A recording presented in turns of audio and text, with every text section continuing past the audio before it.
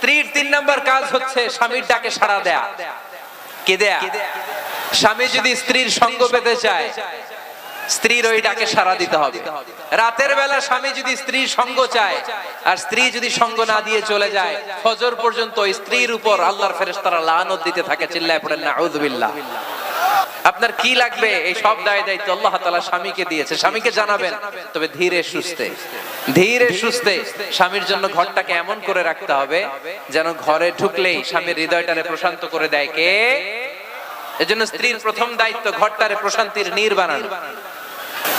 একটা সুখী দাম্পত্য জীবনের জন্য স্ত্রীর 2 নাম্বার দায়িত্ব হচ্ছে স্বামীকে ইন্সপায়ার করা, স্বামীকে সাহস যোগানো, পিছন থেকে ড্রাইভিং পুশের মতো কাজ করা। কারণ স্বামীকে যখন স্ত্রী সাহস যোগায়, স্বামীর সাহস বেড়ে যায়, ঠিক কিনা?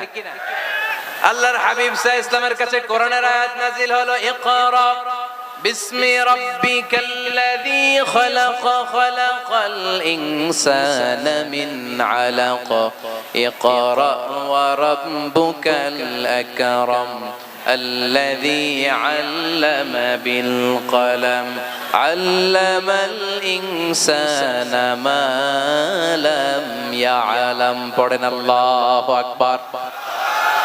সূরাতুল আলাকের 5 আয়াত হেরা গুহায় যখন নাজিল হয়ে গেল, বিশ্বনবী সাইয়েদনা জিবরাইলকে নিজ আকৃতিতে দেখলেন। পা থেকে মাথা পর্যন্ত দেখে বিশ্বনবী ভয় পেয়ে গেলেন। বিশ্বনবী সাল্লাল্লাহু আলাইহি ওয়াসাল্লাম জীবনে 2 বার সাইয়েদনা জিবরাইল আলাইহিস সালামকে ওনার আসল আকৃতিতে দেখেছিল। আওয়াজ করে বলতে হবে কয়বার?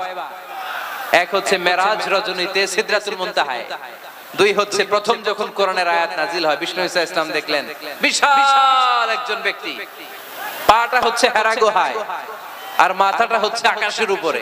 এই বিশাল একটা লোক, সে কোরআনের 5 আয়াত নিয়ে এসেছে সূরাতুল আলাক, আর বলতে শুরু করেছে, ইয়া মুহাম্মদ ইকরা, আপনি পড়ুন, আপনি পড়ুন, আপনি পড়ুন।